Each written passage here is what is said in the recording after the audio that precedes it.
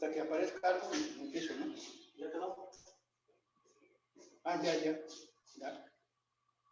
Ya me oye.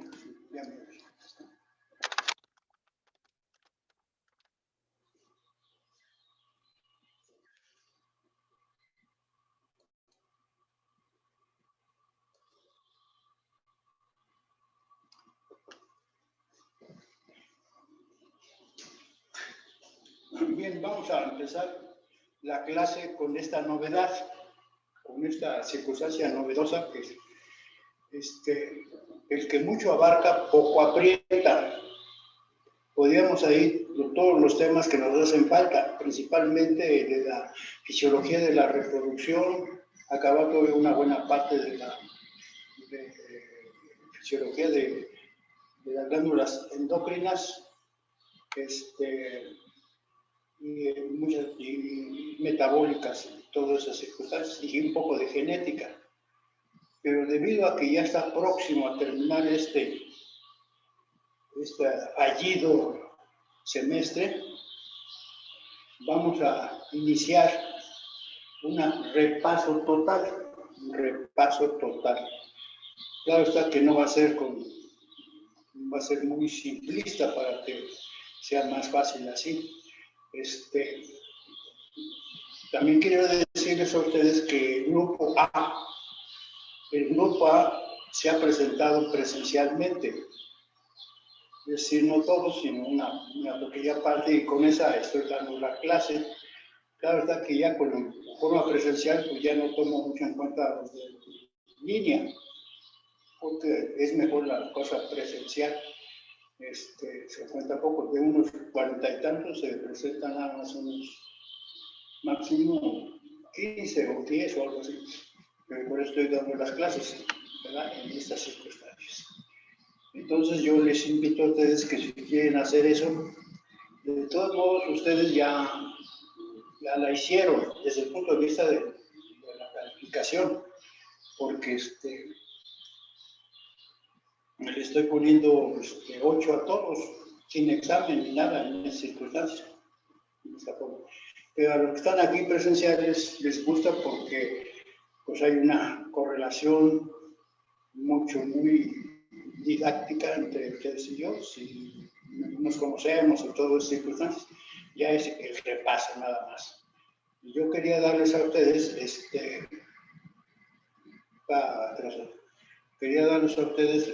seguir adelante, pero pues no vamos a dar un repaso porque no alcanzamos a ver todo, definitivamente no. Comencemos la clase en esta forma de repaso.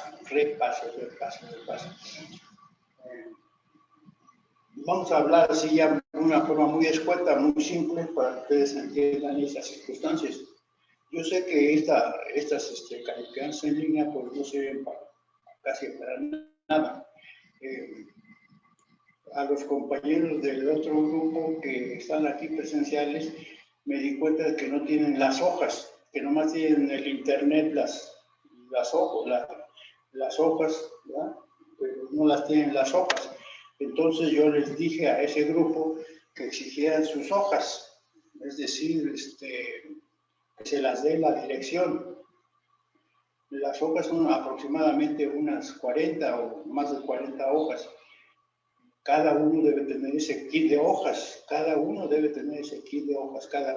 y que las exigieran, no que se las manden en línea o lo que sea, porque eso no tiene mayor cosa. Ustedes tienen el derecho, por haber estado en la universidad, de que los atiendan en algo económico también, ¿verdad? En esas circunstancias. No sé cómo van las becas o alguna cosa que hay aquí, no sé si se está dando, no me interesa. La cosa es que ustedes tienen que ver las hojas. Se los exigen aquí al director, directamente, que les mande el kit de las hojas. ¿Cómo es esto? Ya las tienen ustedes, el coordinador académico ya las tienen, las escanea y una copiadora, pues, ¿verdad? Una reproductora más bien, la saca todas las 20. Eso lo hacen en donde tienen esas reproductoras, ¿verdad? En las papelerías. pero ustedes deben exigirlo, exigir ahí que tienen las hojas, por lo menos que les queden como recurso hacia el futuro las hojas. Las hojas son demostrativas, no son nada más sacadas al troche y moroche, nada más así, son sacadas directamente porque el catedrático dice que es lo más importante, didáctico y pedagógico que pueda existir en esa orden. Entonces, hablen ustedes ¿cómo se llama? El jefe de grupo, jefa de grupo, y el jefe de grupo que hable con el coordinador académico, y el coordinador académico ya sabe lo que tiene que hacer, ¿verdad? Que les entreguen las hojas. Y ahora bien, también una cosa colateral en estas circunstancias, los jóvenes de ese grupo, ¿verdad?, vinieron espontáneamente vinieron, no les dije mayor cosa en esas circunstancias. Y yo creo que tienen el conocimiento de que ya estamos en semáforo verde y que ya mero empiezan las clases presenciales en la Secretaría de Educación. Ya vacunaron a los maestros, ya los vacunaron, ¿verdad? Aquí a los catedráticos también tienen que vacunarlos. En ese caso estamos en semáforo verde, pues ya no hay que estar sacrificándose, dando clases que probablemente no tengan nada en esas circunstancias. Yo les repito a ustedes que cuando había presencial, seguíamos todo el sistema para didáctico y de valorar a ustedes. Se valoraba o se valora todavía cuando sean presenciales puntos por la asistencia, puntos por la colaboración en la clase. ¿Cuál es la colaboración de la clase? Pues a que sea preguntas, ¿verdad? Que preguntas en esas circunstancias. Otros maestros, cuando ha habido estas pruebas presenciales, ponen a los alumnos a dar, ¿cómo se llama?, a dar un tema, ¿verdad?, en esas circunstancias, en esa forma. Bien, y había juntas y todas esas circunstancias de los alumnos, etc. Entonces, había muchos medios didácticos para establecer estas circunstancias, medios didácticos, exponer, habían, pues, seguramente ustedes ya han expuesto algunas circunstancias en esa forma. Y nosotros tenemos el criterio de que la exposición de algún alumno solamente es válida cuando el que expone se pregunta que si le entendieron y va a resolver algunas preguntas delante de que sí sabe, que sabe de esas cosas, que es el maestro haciendo circunstancias. Eso debe ser la colaboración del que expone estas circunstancias en esa forma, ¿no? Bien, ojalá me estén oyendo y establezcan circunstancias. No en forma de que la atracción, no, sino en forma de, ¿cómo se llama?, de importancia de la presencia, porque estando en la presencia aquí, pues hay una comunicación, y yo que tengo más experiencia que otros maestros inclusive, pues les doy consejos, no solamente didácticos sobre la materia, sino también sociales y de todo tipo en estas circunstancias, ¿no? En esa forma. Ellos llegaron aquí. Los que llegaron espontáneamente tienen 10, ¿no? Porque igual hay que gratificar a las personas que tienen cierto principio de saber llegar a las clases y cumplir como alumnos estas circunstancias, ¿no? Así quedamos con esos chamacos en estas circunstancias, ¿no? Nosotros, no me han hablado ustedes nada absolutamente, están muy callados, no sé si me están viendo las hojas, si las tienen en internet, si la tienen no sé qué cosa, ¿verdad? Si están siguiendo esa secuencia de la clase, en fin, en esas circunstancias, ¿no? Bien, nosotros entonces, a partir de este día y hasta que termine el curso, el semestre de este curso, pues va a ser hasta terminando este mes, tal vez, ya a principios de junio ya se termina, ya se da por terminado esta circunstancia. Este es el llamado 13 de mayo, ¿verdad? 13 de mayo en estas circunstancias. Va a ser repaso en esta forma. Y aprovecho para que sepan lo que pasa aquí. El día de mañana a la 1 de la tarde, nos vamos a reunir los que quieran en línea y los que quieran presencialmente, maestros, para conmemorar el Día del Maestro. El Día del Maestro, el Día del Maestro.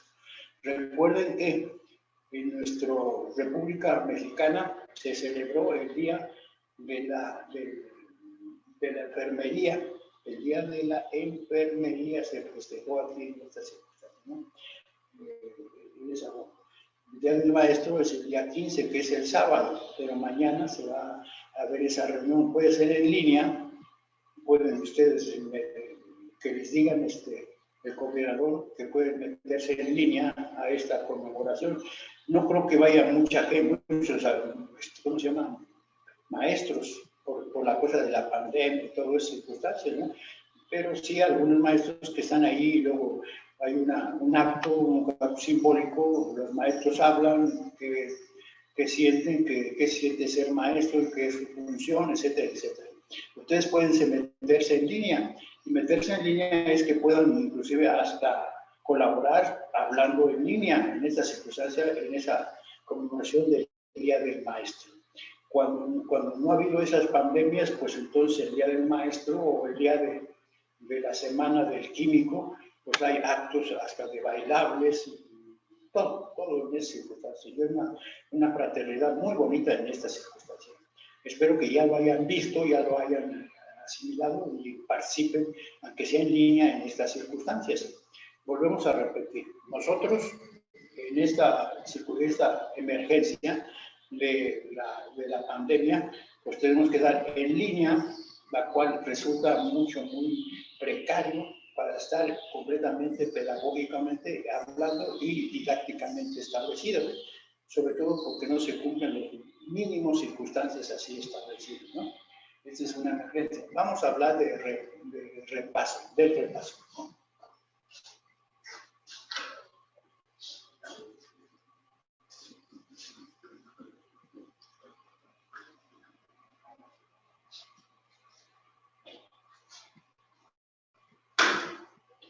El repaso no va a ser tan exacto como las clases, sino va a ser un poquito más simple para que ustedes tengan en estas circunstancias.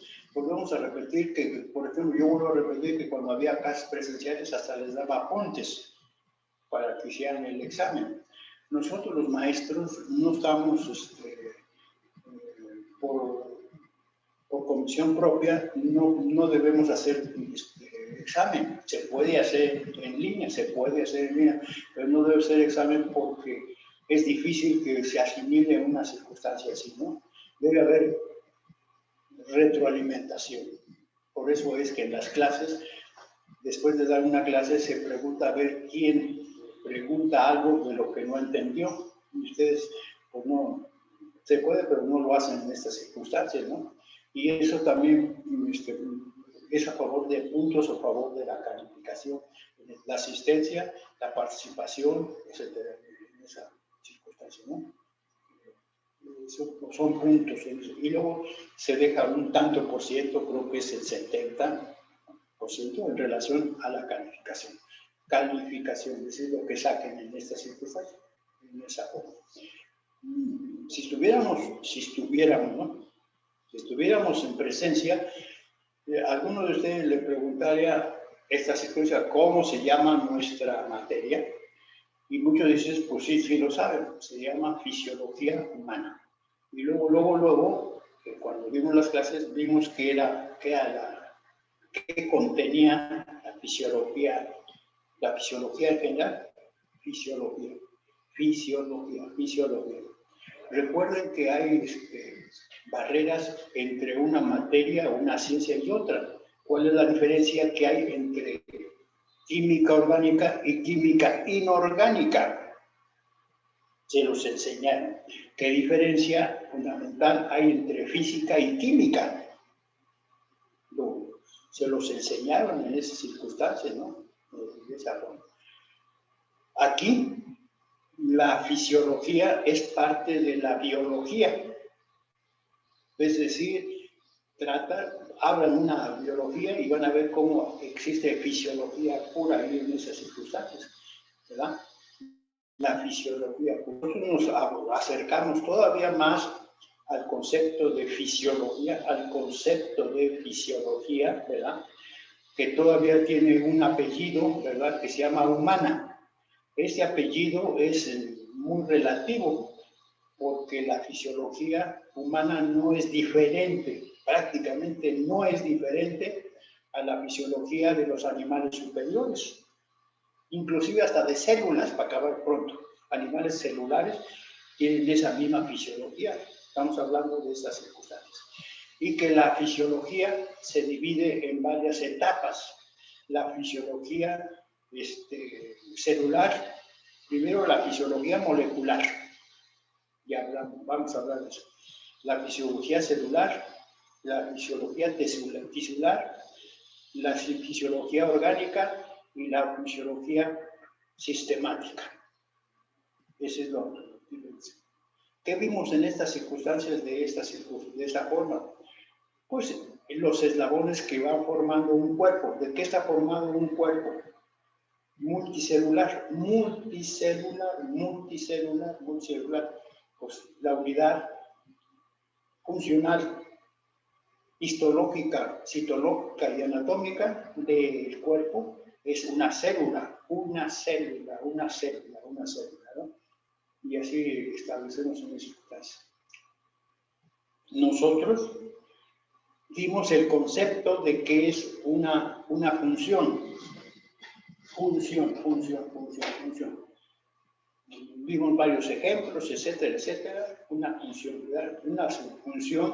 biológica, una función fisiológica.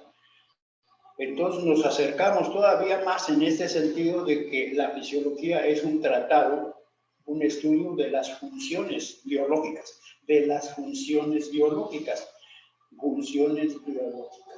Y también nos acercamos bien al concepto, y eso es muy importante que ustedes lo tengan y lo manejen, porque no es posible que estando ya en la licenciatura no puedan tener un lenguaje apropiado a esa altura, conceptos, y que puedan manejar ya muchos conceptos específicamente, ¿no?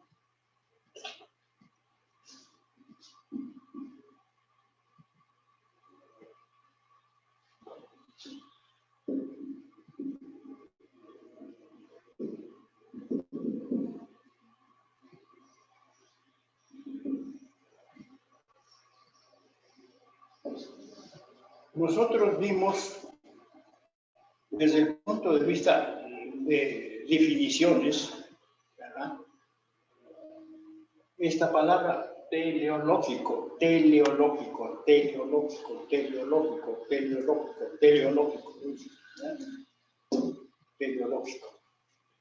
El hombre, no vamos a meter mucho, ¿no?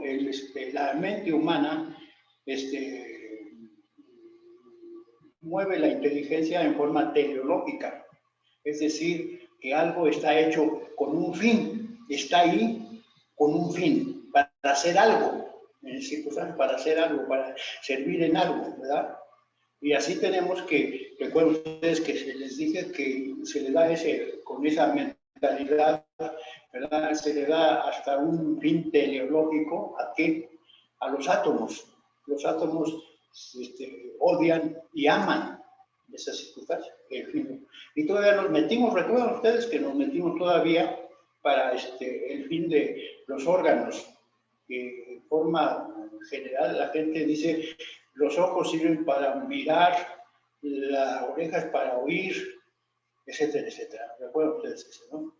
La llamada filosofía idealista, que cree en Dios, ¿verdad? Es teleológico, es decir, todo tiene un fin, todo tiene una idea que la hizo, que la captó y la formó, ¿verdad? Todo lo hace Dios, tiene un criterio que lo hace, un fin que lo hizo. Dios me dio esto, Dios así esto, Dios hizo el sol para que todas esas cosas. Bueno, la gente así piensa. Y entonces, lo que es una función es con el concepto teleológico, en esas circunstancias. Pero todavía nos acercamos más, recuerdan ustedes esto, ¿verdad? Recuerdan ustedes a que es una función. Si estamos diciendo nosotros que es el estudio de las funciones corporales, ¿verdad? ¿Recuerdan ustedes esto? Nos fuimos hasta el extremo de concebir que es una función, ¿verdad? Es el llamado fenómeno natural.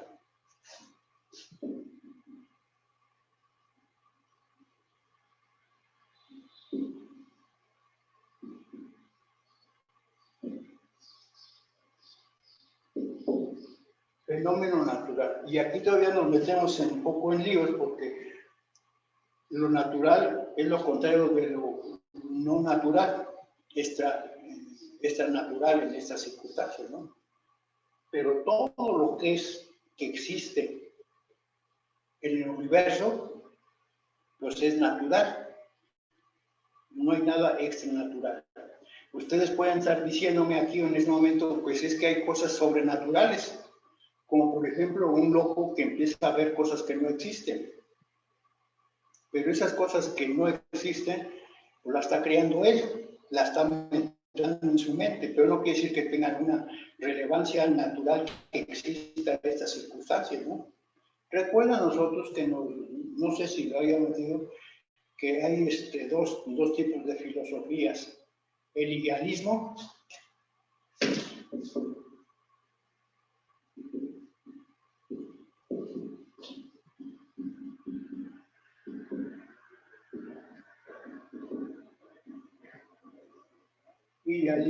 y materialismo. El idealismo es la filosofía que cree en lo sobrenatural, cree en Dios, que en una energía que es todo extra de la materia, ¿verdad? Y el materialismo cree en los fenómenos naturales, ¿verdad? El materialismo, en ese caso. Esto ha evolucionado terriblemente, tanto uno como otro. Y lo más alto del materialismo se llama la dialéctica materialista, en esas circunstancias, en esa forma, ¿no? Entonces nosotros nos estamos viendo a qué es el fenómeno natural. Y todavía recuerdan ustedes que nos metimos el origen, los bases del fenómeno natural. Las bases del fenómeno natural. Existe una sustancia, por decir así, percedera en el tiempo y en el espacio. Sabemos nosotros que los átomos evolucionan, la materia cósmica evoluciona, el universo mismo evoluciona, es decir, va cambiando. Las ideologías, las sociedades van evolucionando, los seres vivos evolucionan. Recuerden que nosotros venimos de una evolución en las circunstancias, ¿no? ¿Verdad? Pero nos metimos en estas circunstancias, ¿no? Lo más principal, lo más exacto que es esto. ¿Cuál es el principio fundamental del fenómeno natural? En primer lugar, tener concepto de lo percedero que es la energía.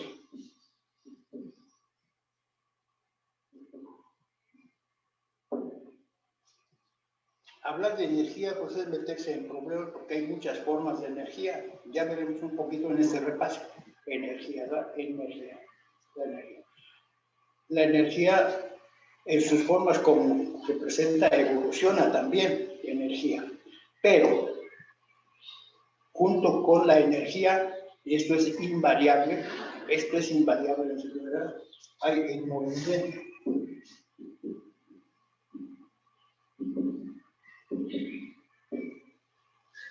La energía nunca está estable. La energía nunca está estable. Nunca está estable. La energía se mueve.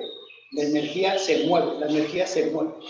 Y así, con esta energía que se mueve, se crea el concepto de tiempo y espacio. Tiempo y espacio. Tiempo y espacio. Se crea este fenómeno, ese concepto de tiempo y espacio. Si tenemos aquí este mundo de energía, tenemos el movimiento de esta energía y nos crea el tiempo y espacio. Ahora, también el concepto de espacio, ¿verdad? Lean Einstein y todo eso, es relativo.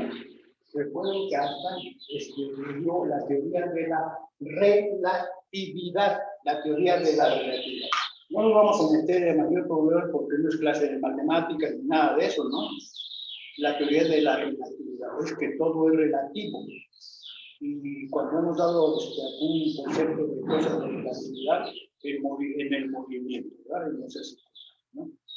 Relativo. No nos metamos mucho en eso. El caso es que la energía se mueve en todas partes. Tenemos, por ejemplo, un átomo, en circunstancias. En mi clase presencial, que ya diga eso, ¿verdad? Le pregunté qué diferencia hay entre molécula y átomo. ¿Y qué creen?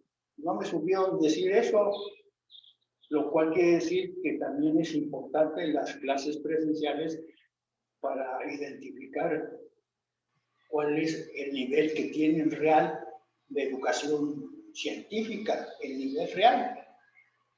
Porque aquí puedo estar hablando en el vacío, me entiendan, ¿no? De circunstancias, ¿no? Pero es importante poder hacer esas preguntas que parecen que no son necesarias, pero son necesarias porque nos habla de con quién estoy hablando. No quiere decir que uno sea muy nash, no, pero hay que saber exactamente a qué grey le estoy dando una información en estas circunstancias, ¿no? De esa forma, ¿no?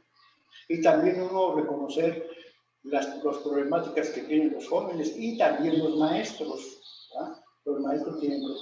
El maestro no es más que un individuo medio educado que tiene la facultad de transmitir enseñanza. Todos enseñamos, todos enseñamos en alguna forma, todos. También puede existir el maestro carpintero, por ejemplo, que nos enseña cómo hacer un oficio, cómo pulir una madera, etcétera. El maestro zapatero, que nos enseña cómo montar un zapato, etcétera. Todos tenemos esa categoría y todos son importantes, todos son importantes. Hay maestros insignes, hay investigadores, etcétera, pero todos enseñamos a todos. Y sigamos un poquito, pero nos desviamos un poquito en esa forma. Volvemos a repetir, lo percedero en todo el tiempo, que no se ha podido ver que pueda tener antes que existió de la energía, ¿verdad? En esa forma, pues entonces se mueve y crea el principio de tiempo y espacio, ¿verdad?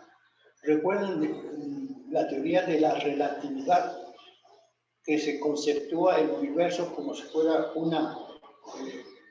una estructura romboidal en estas circunstancias, romboidal en esta forma, ¿no? Esos son los conceptos de Einstein en estas circunstancias, en esa forma, de teoría de la relatividad en esa forma. Bien, la energía, ¿verdad? Pues va formando estructuras cada vez más complejas. La energía volátil, por decir, la energía que se encuentra dispersa en esas circunstancias, la energía radiante, por ejemplo, la energía radiante se concentró hace muchos años en la teoría del Big Bang, ¿verdad? Es decir, que toda energía de todo el espacio relativamente, es decir, más allá del espacio ya no hay nada, porque todo es espacio. Pónganse a pensar en estas circunstancias. ¿Qué hay más allá del espacio? ¿Qué hay más allá del espacio? Pues más allá del espacio no puede haber nada, porque es todo. hablemos de esa forma, ¿no? El movimiento. Estamos hablando del movimiento de energía. Ustedes pueden decir, óigame, pero no es verdad que la materia, o sea, la energía concentrada en los números subatómicos, en las estructuras subatómicas, ya no se mueve. Ustedes, así pensamos todos, así, ¿verdad? Todavía aquí ponemos materia. La materia produce energía radiante, formas de energía. La luz es una forma de energía que se mueve a una velocidad que ya se ha determinado. Los rayos X, los rayos gamma, los rayos beta, etcétera, etcétera. Antes, en la época que todavía no se tenían esos conceptos, se creía que la materia era una cosa y que de ahí sacaba esta cosa de energía. Y hoy en día se ha establecido lo siguiente, que materia y energía es igual, nada más que son velocidades de movimiento de la energía, velocidades de movimiento de energía, velocidades de movimiento de energía. Las estructuras subatómicas, estructuras subatómicas, protón, vamos a ponerlo.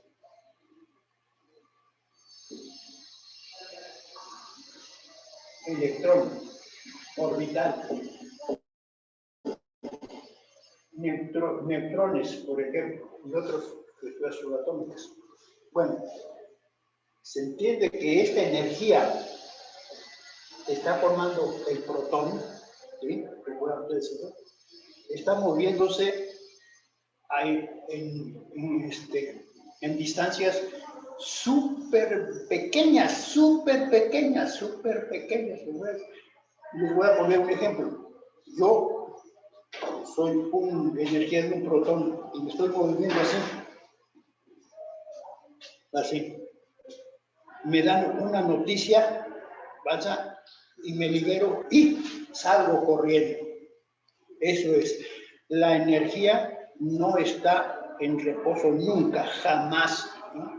Aun cuando se hable de que existen algunas partes del universo en la cual se llega al grado cero, es decir, que ya no hay movimiento de la energía.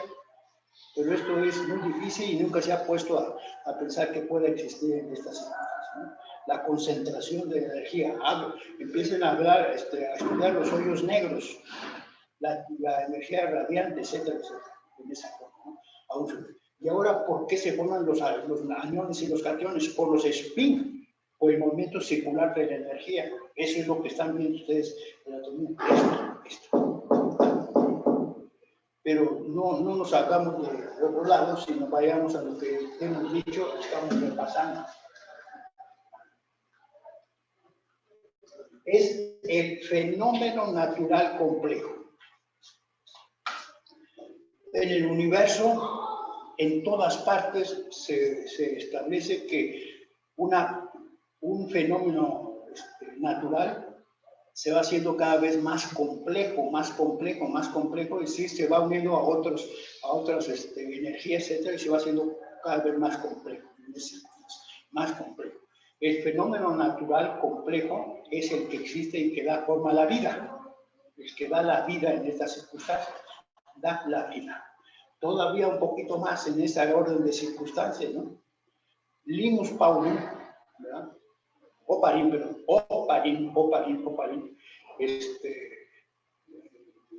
propuso una teoría del origen de la vida, Y nos está hablando, y por eso lo estoy diciendo ahorita, que es el fenómeno natural complejo. Porque antes de que existiera la mínima estructuras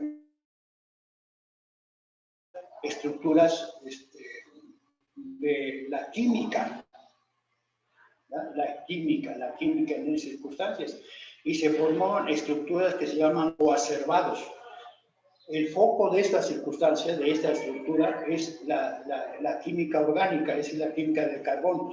el carbón que tiene 4 valencias y que es súper complejo para unirse a otras y formar estructuras complejas. Esas moléculas primitivas fueron evolucionando y así se van haciendo cada vez más complejas, más y más y más complejas, hasta formar todos los grupos moleculares. Y luego llegó hasta el proceso complejo de reproducirse en estas circunstancias. Y ya cuando se llegó a la complejidad de reproducirse, ya empezó realmente lo que se llama la vida, ¿verdad?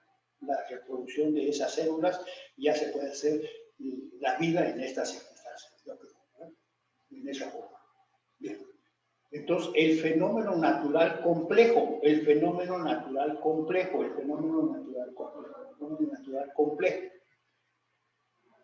Si ustedes quieren ser anticiencia, pues estudien la mitología cristiana o cualquier religión que nos habla de un ser superior. Ese ser superior es anticientífico, ¿verdad? Anticientífico, ¿no? Que tiene una energía paranormal. Y yo siempre les he dicho a mis alumnos, ¿quién crea a quién? Si Dios crea al mundo, al universo, o la mente humana crea a la existencia de Dios. Si no tuviera inteligencia, el hombre no podía crear ese ser extranatural. No lo podía haber creado porque no le llegaba la inteligencia en esas circunstancias, en esa forma, ¿no? Entonces, el fenómeno natural complejo. Esto también se da en los fenómenos por sucesión de complejidad en la materia real, Estos son los principios de la fisiología, principios de la fisiología. ¿Qué estudia la fisiología? El fenómeno natural complejo que se da en el fenómeno natural complejo. Si no hay ninguno que sea normal. Bueno, para ubicarnos filosóficamente. ¿Por qué? Porque la otra filosofía habla de... Pues entonces, para decir que no pertenecemos a esa filosofía idealista, por eso se llama filosofía natural. Todos los fenómenos son naturales. ¿No?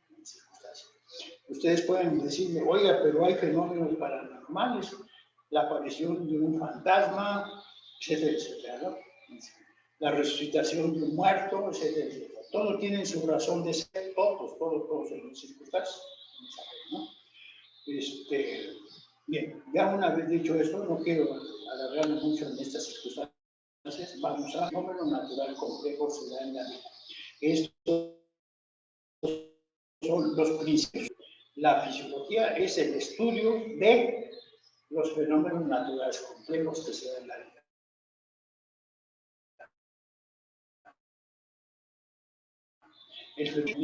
Y una vez dicho estas circunstancias, nos vamos a lo que vimos más adelante, los materiales.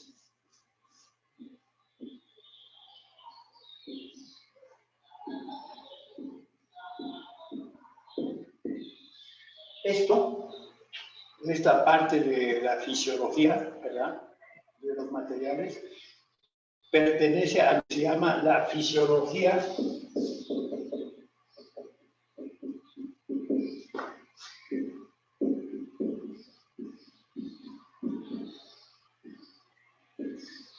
molecular, que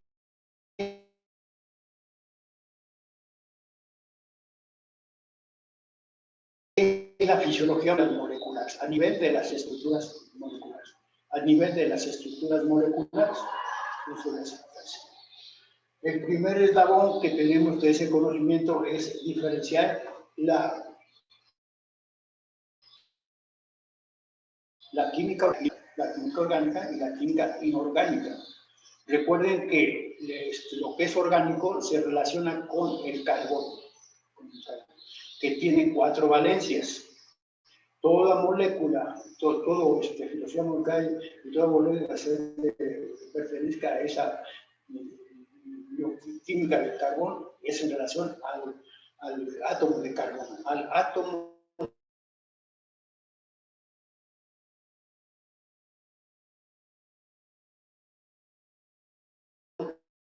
de carbono, el carbono en esa instancia. Se puede entender que en algún otro universo, en alguna otra parte, pudo haber existido o hay hasta la evolución de vida con otro átomo que tiene características de ser multidinámico en estas circunstancias, ¿no? Por aquí la química del carbono.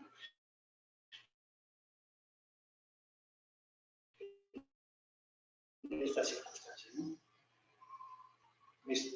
Fenómenos naturales complejos en el Sol, en donde hay helio, por ejemplo, nada más, ¿no?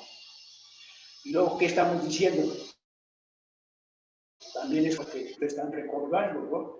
El origen de los átomos, el origen de los átomos, el origen de los átomos, el origen de los átomos. Lo que más se ha visto o lo que se puede deducir de esta circunstancia es que el origen de los átomos, porque los átomos no han existido como tales siempre. También los átomos evolucionan de los más simples a los más complejos, más simples a los más complejos en estas circunstancias, en esa forma, ¿no? ¿Qué es lo que está sucediendo de forma muy simplista en el Sol? En el Sol está produciéndose una fusión.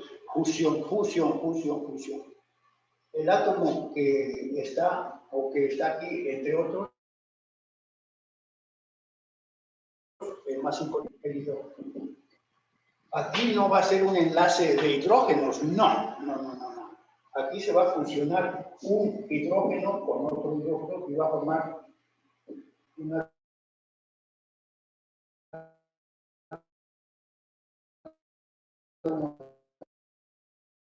de helio, una atómica, que está produciendo radiaciones.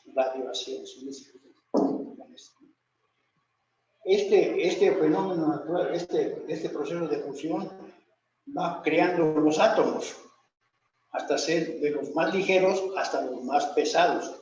Ustedes examinen la tabla periódica de Mendeleev, en la cual el peso y la masa atómica, que ustedes ya deben manejar perfectamente, peso y la masa atómica, que deben manejar ampliamente en estas circunstancias. ¿Y qué es la teoría de la gravitación universal?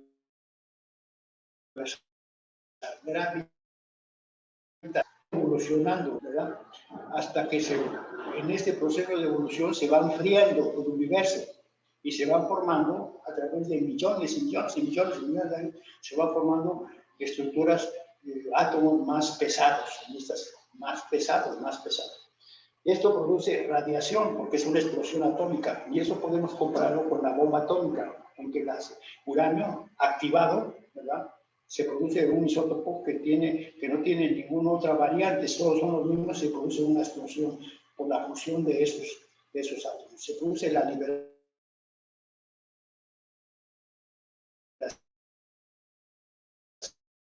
de la energía. Cuando hay una fusión, una fisión, esa energía se libera completamente de forma de radiaciones tan terribles. Se produce la bomba atómica, por ejemplo. La bomba atómica en ese circunstancia, ¿no? Esto está sucediendo en la evolución del universo. La Tierra, se entiende que una teoría de la Tierra es que es parte de la derivada del Sol que se enfrió y produjo y siguió gravitando alrededor de las galaxias. Pero aquí en la Tierra también se pueden estudiar la evolución de los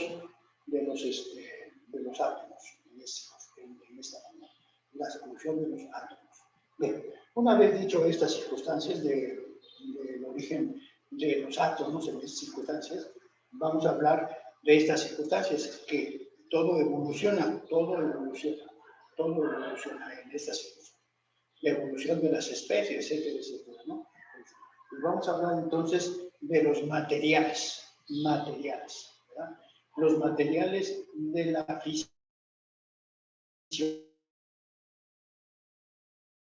fisiología es un tema que se estudia en la llamada fisiología molecular.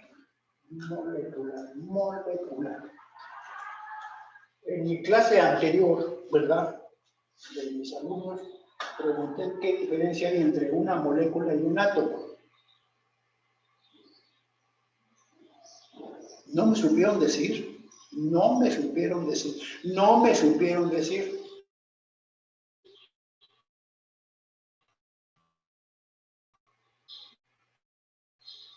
Pero para que ustedes lo puedan entender y manejar, pues quiere decir que un átomo es el concepto de precisamente de esa estructura que está formado por protones, electrones y neutrones principalmente, que están gravitando en estas circunstancias. Y una molécula puede ser dos átomos de la misma categoría y ya forman una molécula, por ejemplo, de oxígeno. Los son H2O, etc., ¿no?, que está formado en términos muy conceptuales, ¿verdad?, de varios átomos, una molécula.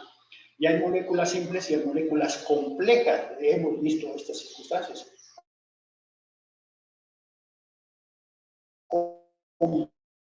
Complejas como estas. Bien, una vez dicho esto, entonces, nos metimos a lo que se llama el estudio de la fisiología molecular. La fisiología molecular. Fisiología molecular, ¿verdad?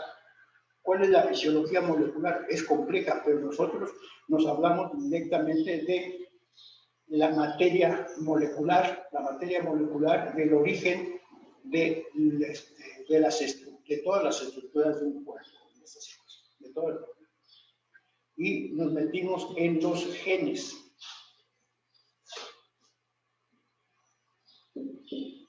¿Recuerdan ustedes que hablamos de los genes, verdad? ¿Recuerdan ustedes que los genes antes no se conocían y se hablaba de un factor?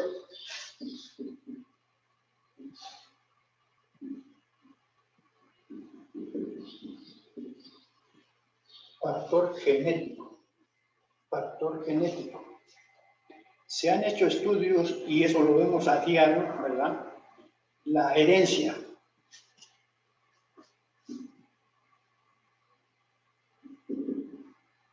Genética. Ya hablando específicamente, biológicamente, ¿qué es la herencia? ¿No?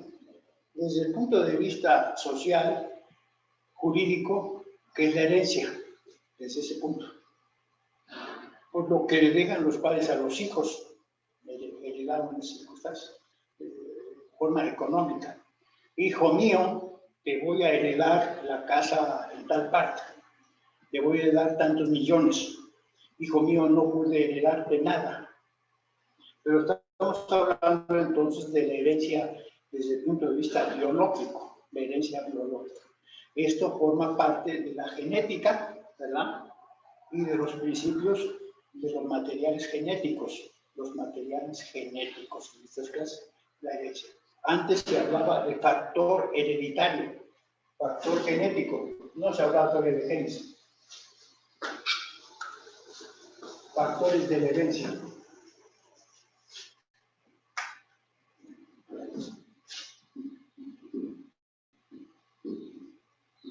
Factores de la herencia, factores. ¿Por qué? Porque se hicieron muchos estudios, Paulus, ¿verdad? Muchos estudios cruzando especies, cruzando razas en estas circunstancias y viendo qué resultados tenían. Entonces, se conceptó que había los mecanismos biológicos para que se produzca esta herencia. Nosotros lo vemos precisamente a la vuelta, en nuestra familia tenemos esa cosa de manifestaciones de la herencia, ¿verdad? Recuerden que, no sé en esta clase, pero recuerden que ese factor de herencia es muy seguido y toda la gente lo establece en estas circunstancias, ¿no? De dos prietos, mujer prieta y mujer prieto, pues sale un prieto. Pero ¿qué sucede sucede, ¿verdad? En esas circunstancias, cuando de dos prietos salen un blanco. Ustedes pueden decir, pues entonces quiere decir que hubo una cruza. Pero todo esto es todavía más, ¿cómo se llama? Más complejo, porque puede haber un factor recesivo y un factor dominante. En el historial de esos dos morenos, ¿verdad? Existió un blanco que fue en forma recesiva y se manifestó hasta ese lugar, ¿verdad? En esas recesivos y dominantes. Pero todavía más a ustedes les invito a que lean libros en cómo se formaron las razas. ¿Cómo se formaron las razas? La pregunta fundamental que ustedes deben darse, porque ya deben ser autodidactas, tener inteligencia de buscar, ¿cómo se llama?, de asesorarse, etcétera, etcétera, ¿verdad? En los libros, todo eso. Si la raza se formó por un solo núcleo de la humanidad, ¿cómo fue propagándose ese chango, por decirlo así, homínido, y fue fundándose, fue evolucionando hasta formar las razas humanas? Las razas humanas todas tienen la misma, no hay ninguna raza inferior desde el punto de vista biológico, funcional, no desde el punto de vista de ¿cómo se llama?, de conceptos políticos, sociales y religiosos. Dice, todos somos iguales. Se ha hecho estudios así, muy especiales, estableciendo cuál es la raza más inteligente, que la blanca, que los hispanos, etcétera, etcétera, ¿no? Pero se ha visto que todos tienen esa característica de ser inteligentes. La masa cerebral es igual en todas estas circunstancias, todo, las razas. Las razas. Y todavía más, se ha hecho estudios para ver quién es más masculino. Hay muchas materias que se ha estudiado así. ¿Qué creen? Resultó que los más inteligentes son las mujeres. Las más inteligentes son las mujeres. Y el machista dice, pero ha habido mucho más gente que ha creado, ha formado alguna cosa de hombres, de mujeres en esas circunstancias, ¿no? En esa forma. Por sus características de comportamiento. El hombre si tiene un poquito menos de inteligencia que la mujer, es más vericado, más absoluto. Les voy a poner un ejemplo para que ustedes vean la diferencia de este comportamiento, ¿no?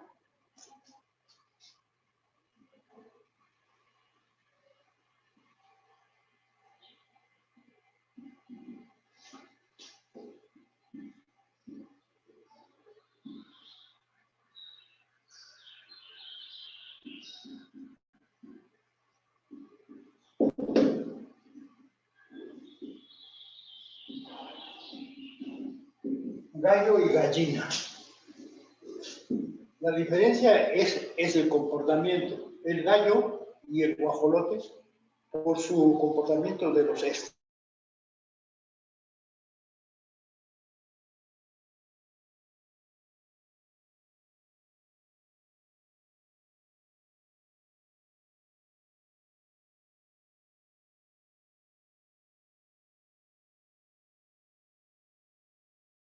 si bien son más inteligentes, el hombre es más asiduo, más, ¿cómo se llama?, insistente en la investigación en esas circunstancias, ¿no? En la investigación en esa forma, ¿no? Ser macho es ser insistente hasta que resulte, ¿verdad?, en estas circunstancias, ¿no? Eso es lo que habla de la diferencia, no de la inteligencia ni del comportamiento, nada más en estas circunstancias, nada más por eso. Pero esos estudios que ya no son nada más en forma de chiste, sino son científicos y ha dado esas estadísticas en las cuales las mujeres son más inteligentes que los hombres. Las mujeres, en todo más general, no es mucha la diferencia, afortunadamente no es mucha la diferencia, pero así. Y vuelvo a decir, mucha gente dice, bueno, ha habido mucho más científicos que científicas. Pero por eso, nada más por eso, en esas circunstancias, ¿verdad? Marie Curie, ¿verdad? Que descubrió la radioactividad de los rayos X y todo eso, atrás de ella había un hombre que también se apellidaba Curie, ¿verdad? Los esposos Curie en esas circunstancias. Y la inteligente era la hembra, Curie, ¿verdad? Y el otro insistente que hacía todos los, le ayudaba en el curso de laboratorio, más asistencia, etcétera, etcétera, pues es el macho en estas circunstancias, ¿verdad? En esa forma, ¿no? Y ese es el comportamiento. El comportamiento biológico es que cuando se pone a una pareja, ¿qué pasa? Una pareja, ¿qué pasa? Cuando se pone a una pareja, ¿qué pasa? Desde el punto de vista de del hombre sabio, del homo sapiens, pues el hombre tiene que trabajar para la mujer. Y desde el punto de vista del machismo, la mujer tiene que quedarse en la casa haciendo la comida. Desaprovechando la inteligencia de las mujeres en circunstancias, ¿no? Pero hay alcaldías, hay partes, razas en que es al revés, la mujer trabaja y el hombre está echado en la casa. Así hay diferentes comportamientos sociales, históricos en estas circunstancias, en esa forma, ¿no? Bien. Lo que se estudió aquí es el factor, y todavía fuimos más adelante en estas circunstancias, que es un factor. Es una estructura molecular en la cual no ha sido caracterizada, pero se sabe las funciones que desempeña, los resultados que desempeña. Así se pudo saber las funciones o lo que resulta de esas circunstancias, de ese factor hereditario, haciendo cruzas, ¿verdad? Haciendo cruzas de plantas, etcétera, etcétera, de colores en estas circunstancias, ¿no? En esa forma. Las cruzas en la humanidad han sido múltiples. Realmente no se puede saber ahorita que haya una raza pura. Todo ha sido, ¿cómo se llama? Mestizaje. Aquí mismo en nuestro México había mestizaje porque México es la república en donde ha habido más grupos sociales genéticos, ha habido más en eso, ¿no? Y Oaxaca es todavía más proclive en ese sentido, más en estas circunstancias, ¿no? Etnias, las llamadas etnias, ¿no? Muchísimas. Le ganamos a todas las repúblicas que hay en el continente latinoamericano. Todos. Ha habido fusiones, sincretismos y todas esas circunstancias, ¿verdad? En esa forma, ¿no? Entonces yo lo que quiero decir es que ustedes deben tener alguna idea para investigar, poder hacer investigación, cómo fue que se formó la evolución del hombre. ¿Fue nada más en un foco o fueron muchos focos?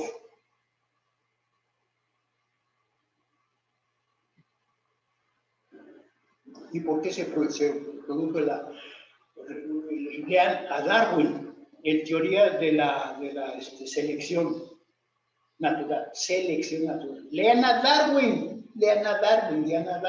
¿Cuál es la teoría de la selección natural? Porque dicen, bueno, pues eso ya no es fisiología. Bueno, pues estamos hablando.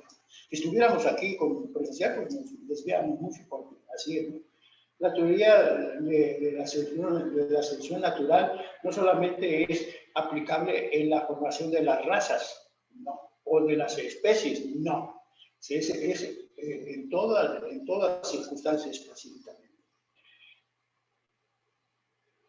Los genes, las estructuras de las especies están evolucionando porque están recibiendo la energía del sol. Y esto produce cambios en la estructura de los genes de esas células, de esa especie, ¿verdad? Mutaciones.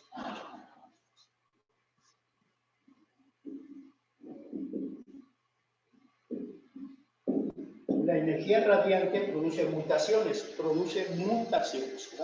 Mutaciones, en circunstancias, mutaciones. Y luego produce tantas mutaciones que puede producir cáncer, por ejemplo, ¿no? La teoría es de circunstancias.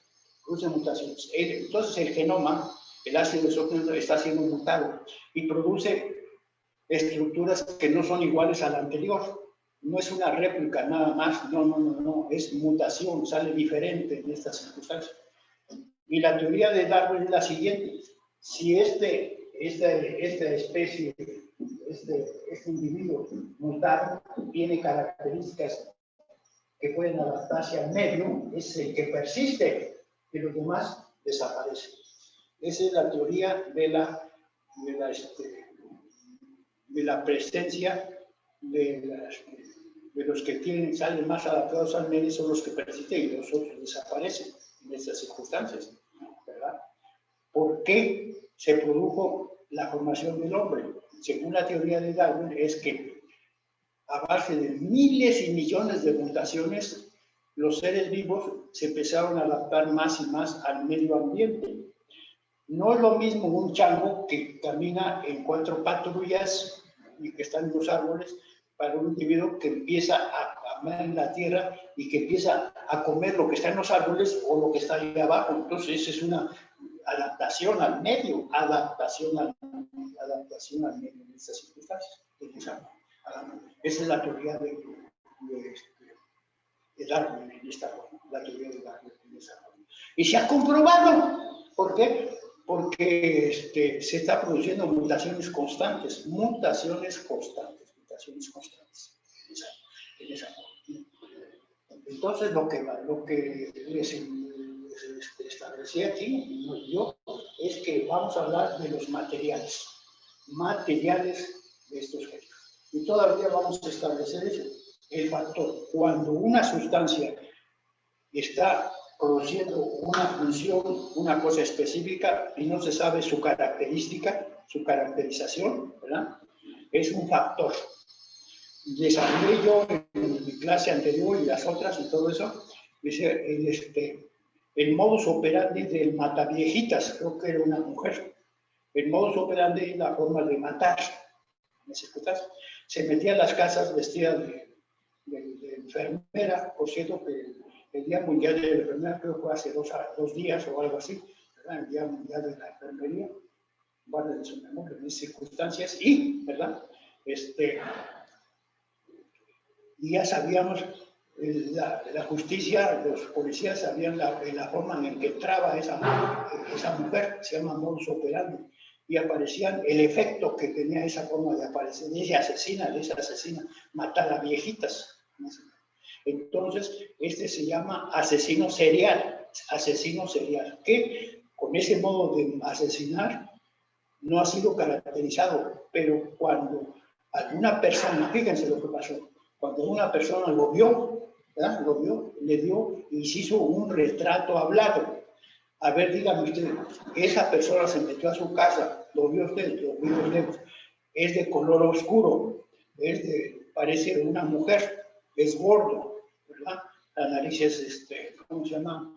Chata, la boca es grande, los ojos negros, más o menos. Entonces, el que hace el perito en retratos empieza a hacer, se parece así, sí se parece, y todos lo publican, los diarios y todo eso. Este es el que se está persiguiendo.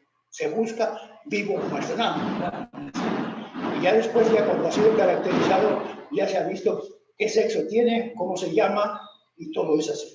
Dónde vive, todo eso. Esa es la caracterización. Hablemos y traslademos esto a las moléculas. Sabemos lo que resulta de esa sustancia que está ahí ensayándose, que es lo que resulta en estas sustancias, pero no sabemos la caracterización molecular. Cuando ya se ha caracterizado, ya no es un factor, ya se llama tal cual. El nombre de esa molécula, Y una vez dicho esto, recuerden ustedes que pasamos a la caracterización de los genes. La caracterización. Gen es de origen. Gen puede decirse es la estructura mínima que transporta una característica hereditaria. Así de fácil.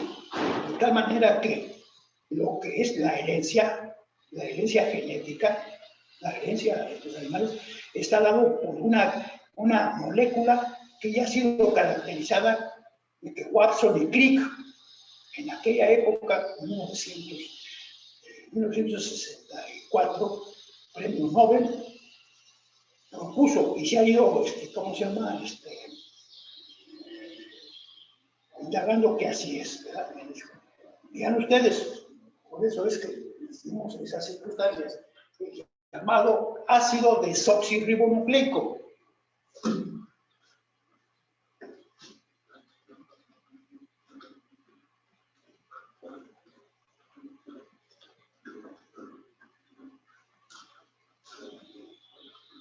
Ustedes nunca han visto montar a una yegua, un caballo o un toro a una vaca. ¿No lo han visto montar? Es bonito eso. ¿Sí? ¿No han visto montar un elefante a una hembra? Lo más hermoso, se divierte uno, es pornográfico, pero es diversión. Una gallina, ¿no han visto montar una gallina? Es como el máximo en circunstancias, ¿no? O un burro a una burra. ¿Saben ustedes que el burro tiene el miembro viril más grande de todos los animales? Burro, ¿verdad? En ese caso. ¿Y por qué se llama burro al burro? Porque se cree que es muy pendejo, pero es inteligente. Es una calumnia. Bien, vamos a ir adelante. Entonces, la fisiología comienza con esos materiales genéticos, materiales genéticos. ¿No? Para entrar, como entramos nosotros para entrar al material genético, y esto se estudia en fisiología molecular. ¿Qué son las moléculas que estudia la fisiología molecular? Las moléculas de los genes. Eso es. ¿Qué estudia la fisiología molecular? La fisiología y caracterización de los genes. Vimos nosotros que el ácido desoxirribonucleico propuesto por Watson y Crick, ¿verdad? Se ha ido comprobando en estas circunstancias. El ácido desoxirribonucleico. Ahora bien, recuerdo que les hablamos. Ustedes van a manejar esto ampliamente. ¿Qué es un ácido? ¿Qué es un alcalino? Etcétera, etcétera. ¿Qué es un ácido? ¿Qué es un ácido? Hay ácidos débiles y hay ácidos fuertes en esta circunstancia, en esa forma, ¿no? Pero es ácido. Ustedes lo van a determinar cuando están coloreando las células.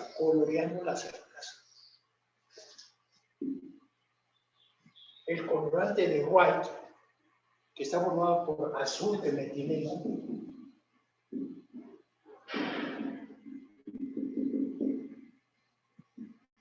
miosina,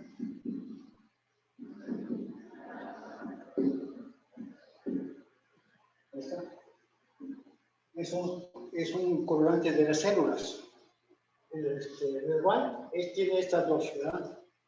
¿Qué es una coloración desde el punto de vista químico? Es una oxirreducción. Y recuerden nosotros que hemos estado hablando, insistiendo en una cosa que ya deben manejar ustedes, que es una oxirreducción. ¿Qué es una oxirreducción? Es el traspaso de energía en forma de electrones de un átomo a otro, de una enzima a otro, de circunstancias, ¿no? Entonces, pusimos este ejemplo. Tenemos este átomo con sus orbitales y este otro átomo con sus orbitales. Si este átomo cede el electrón a este otro, ¿verdad? Este queda reducido. Es al revés de lo que existe. Y queda oxidado. Lo que se llama una coloración es un proceso de oxirreducción. ¿Recuerdan ustedes que les dije que hablé que el universo está produciéndose en una oxirreducción? ¿Verdad? El enfriamiento de la Tierra es proceso de oxirreducción. Lo que está aquí, por más perseverero que sea un metal, eso va a tener que reducirse a cenizas a través de los millones y millones de años. Oxirreducción. Vayan ustedes, por ejemplo, a Campeche y van a ver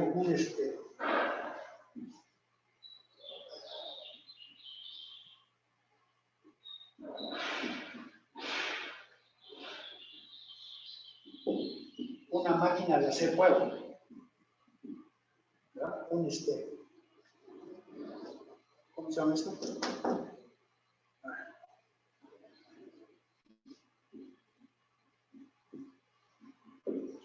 Y ya están completamente oxidados, ya se va, el corriente está completamente oxidado en estas circunstancias, ¿verdad? Dejen en la calle una lata de cualquiera, ¿verdad? Aunque hay metales antioxidantes, ¿verdad? Pues esos no son, sí se oxidan, pero a través de más tiempo en estas circunstancias, ¿no? En esa forma. Y van a ver cómo se va oxidando más y más y va formando más y más herrumbre. El universo mismo, nuestra Tierra, se va oxidando, produciendo más y más oxidación en esa forma, ¿no? Una oxidación es una coloración en la cual se produce este fenómeno, los habíamos dicho. Aquí hay varias estructuras subcelulares. El núcleo, el retículo endoplásmico, etcétera, etcétera, ¿no? Estos tienen diferentes categorías de acidez o alcalinidad. Lo vimos y lo vamos a repetir en esta forma, ¿no? Cuando ese colorante de White se hace la admisión de estas células, porque ustedes lo van a hacer cuando van a tener linfocitos, cuando van a tener eritrocitos, cuando van a tener un tejido, y lo van a hacer en forma práctica en esas circunstancias. Esto se tiñe de color pardo. Y esto nos obliga a concebir que esto está formado por un ácido débil. Ya de vez en cuando. El azul del metileno es alcalino y entonces tiña a lo que es ácido. La auxina tiñe a las estructuras subatómicas que son alcalinas en estas circunstancias. Ya lo vimos en estas. Entonces, por eso se llama la estructura de los genes el ácido desoxirribonucleico. El ácido desoxirribonucleico. ¿Recuerdan ustedes estas circunstancias, no? Entonces, la siguiente parte de nuestro estudio, de lo que hemos estado hablando, es el material genético. Los genes tienen una estructura formada por el ácido desoxirribonucleico, ¿verdad? La gran molécula, cuando ustedes estudien química orgánica, van a estudiar, o biología nada más, van a estudiar lo que se llaman las grandes moléculas, ¿verdad? Un gen, un núcleo, un cromosoma tiene miles y miles de esa materia, de esas moléculas. Una proteína también tiene miles y miles de aminoácidos. Recuerden la clasificación de los grupos moleculares de la vida: hidratos de carbono o azúcares, lípidos y nucleósidos, proteínas en estas circunstancias. Recuerden, y se clasifican muy rápidamente en terciarios y cuaternarios. El cuaternario son los que tienen hidrógeno, oxígeno, carbono y nitrógeno. Los terciarios, hidrógeno, oxígeno y en esas cosas. Eso lo están viendo, o ya lo vieron, lo están viendo para en sus clases de biología y de química. Eso es mínimo en esas circunstancias. Entonces, vimos el ácido desoxirribonucleico. Entonces, ya no es un factor, ya se sabe la caracterización de ese llamado factor hereditario, que se llaman los genes. Los genes es esa parte estructural mínima del ácido desoxirribonucleico, que es grandísimo, que es capaz de producir de manifestarse en forma de una herencia de un fenotipo en esas circunstancias. Recuerdan que también les hablé de que es un fenotipo y un genotipo. En mis clases presenciales últimamente les pregunté a cuando yo lo había dicho, pues no me supo decir qué genotipo. Y empiezan a, digo que empiezan a decir, es como, es cuando, es como. Entonces no dicen nada concreto. Y mucha gente se avienta nada más, como el borras nada más, en el circunstante. Siempre hay que tener algún principio en el circunstante, ¿no? O sea, aprovechando esto, lo dijimos.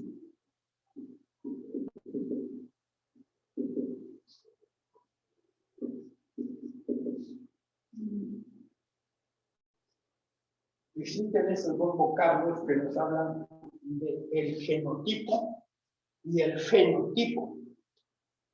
El fenotipo es la manifestación de los genes, es la forma, la estructura, la apariencia, es de su fenotipo. Entonces, pongo a mis alumnos diciendo, a ver, dígame usted el fenotipo de esta persona. Pues persona del sexo femenino o masculino, de tez blanca o de tez morena, de ojos rojos o verdes o lo que sea, ¿no? Cabello largo, etcétera, etcétera, complexión media, nariz larga, etcétera, etcétera. Es el fenotipo, fenotipo, en esa instancia. ¿De dónde viene el fenotipo, compañeros? Pues de la herencia. ¿Y qué es el genotipo? El genotipo es la estructura de los genes, la estructura de los genes, la estructura de los genes. Pero ustedes me pueden estar diciendo, óigame, pero la estructura de los genes es el ácido desoxirribonucleico. Pero aquí vamos a dar esta circunstancia. El ácido desoxirribonucleico propuesto muy antiguamente está formado por dos hileras.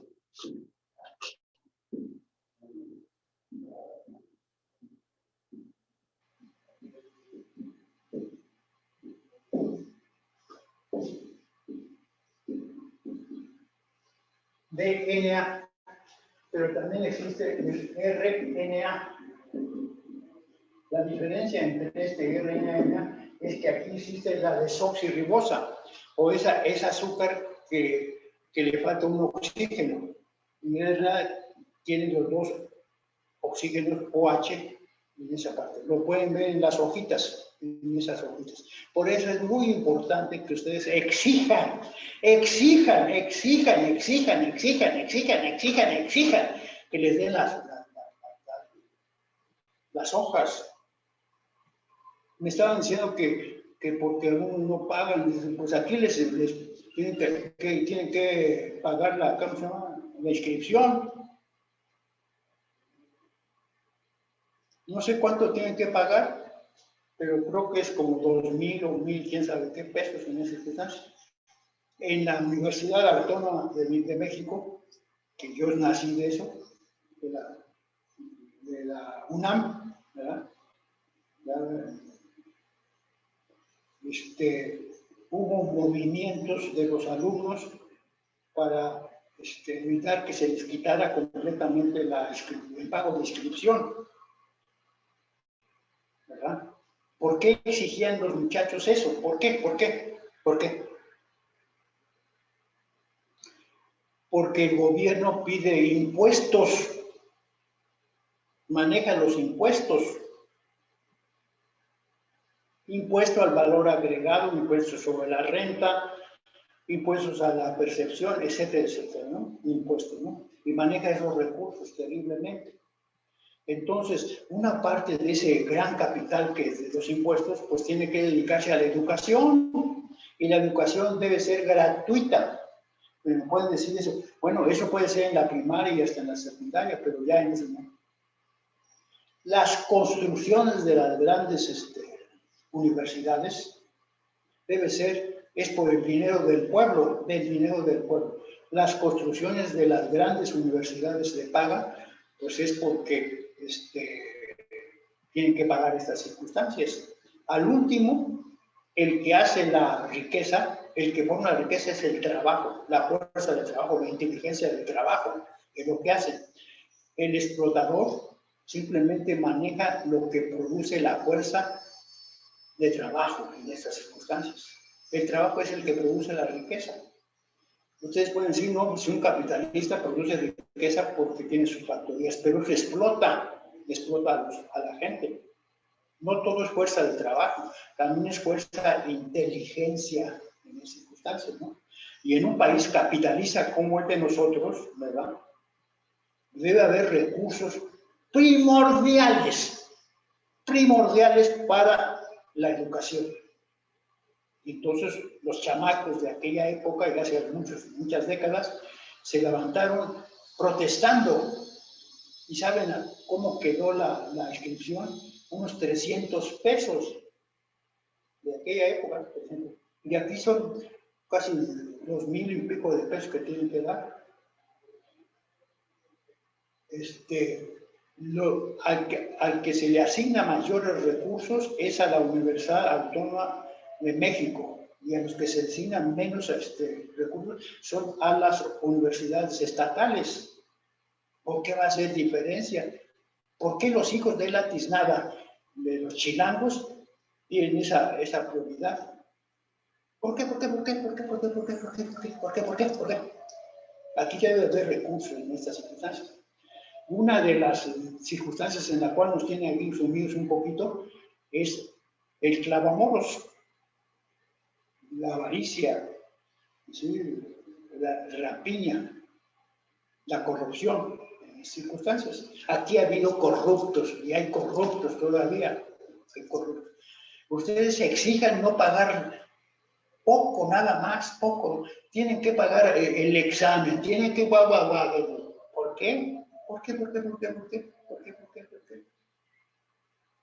Yo no puedo decir muchas cosas porque yo no desquito lo que cobro, aunque no es mucho, pero porque doy menos clases, porque tengo muchas canonjías, etcétera, etcétera, ¿no? Ustedes deben ponerse en estas circunstancias. Entonces, hablando de esa forma, compañeros universitarios, exigen aquí una cosa mínima. Sus hojitas son importantes. ¿Para qué les puede servir la forma? Pues para darle una refrescadita ahí rápidamente a las hojas. Ustedes pueden decir, pues tengo en internet, pero salen muy pequeñas, ustedes tienen que poner el dinero para que los escaneen y los vayan a reproducir. No, pues es la universidad. Y hablando de eso, cuando no había pandemia ni nada de eso, ¿verdad? Cada día del maestro nos invitaban a un baile. Había, ¿cómo se llama? Un desayuno, un almuerzo, en donde nos daban un rico almuerzo, nos atendían, había música, etc. Y en la noche había un baile. Algunos alumnos eran invitados, los alumnos que eran invitados eran los seleccionados que habían sacado mejores calificaciones en esas circunstancias. Muchas cosas así, ¿verdad? Inclusive había becas, no sé si sigue habiendo becas, no sé, la cosa es que en circunstancias. Había esos recursos, pero en este año y algunos otros años no ha habido nada por la pandemia. Entonces sí hay recursos en esas circunstancias, sí hay recursos en esta forma, en estas circunstancias. Bien, vamos a seguir adelante en estas circunstancias. El genotipo entonces es la configuración de los genes a través de los cromosomas, ¿verdad? En estas circunstancias. Pero estamos hablando de la estructura de los genes, que está formado por el ácido desoxirribonucleico y ribonucleico. Se ha comparado, se ha establecido en su hoja número 1.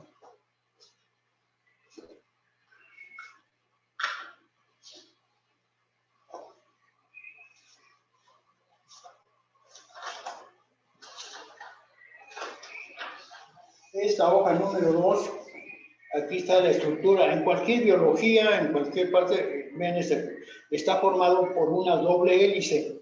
Los hélices están formados por eslabones de bases púricas y pirimídicas. La purina, la adenina, la guanina, la citosina y el uracilo. Eso lo vimos. No hay necesidad que la tengan muy específicamente.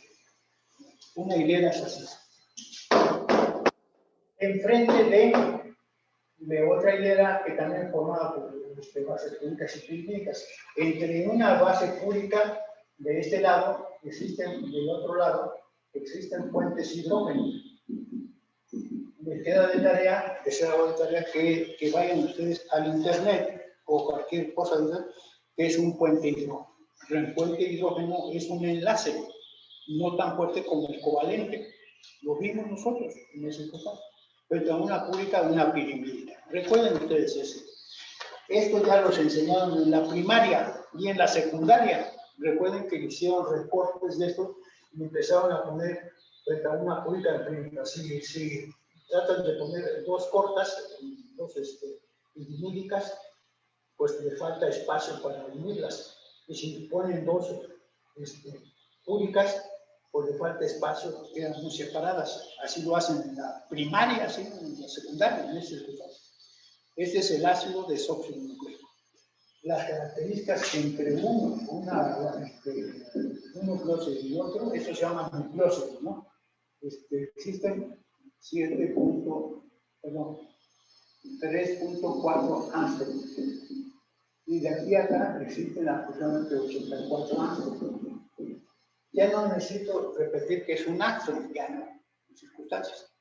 Entonces, les dije yo en estas circunstancias, cuando una célula se va a dividir, el ácido desoxirribonucleico que está disuelto, ¿verdad? Por decir así, se forman esa cadena que está disuelto, formando lo que se llama núcleo.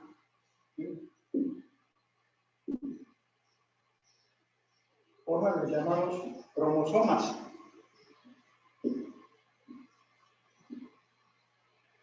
Este es el centriolo de los cromosomas, y este es el brazo cromosómico.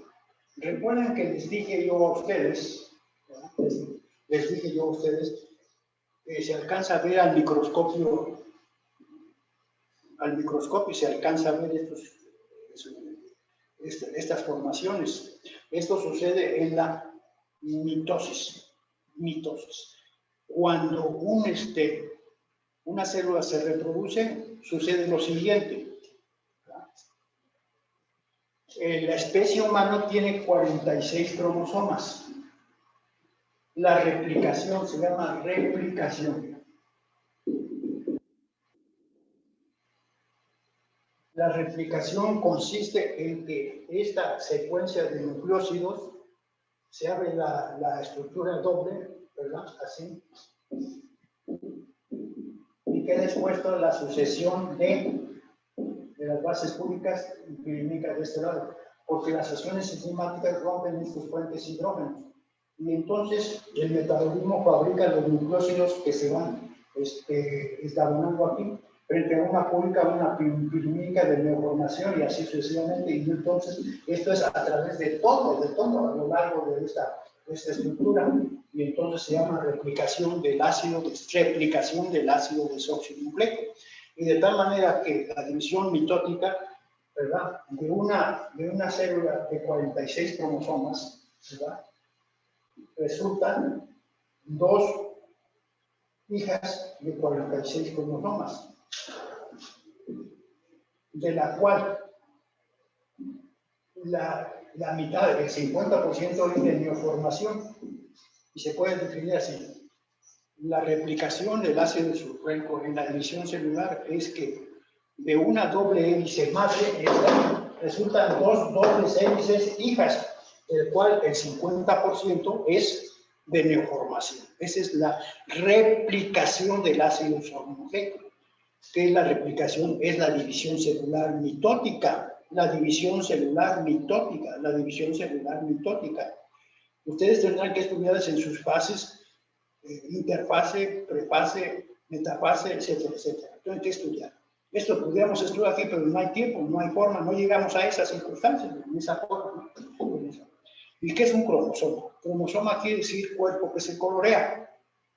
Está formado, se alcanza a ver en el microscopio, el centriolo, esto es proteico, y los brazos cromosómicos. Los brazos cromosómicos es la plegación perfectamente amplísima del ácido desoxirribonucleico, de tal manera que se alcanza a ver al microscopio óptico en estas circunstancias.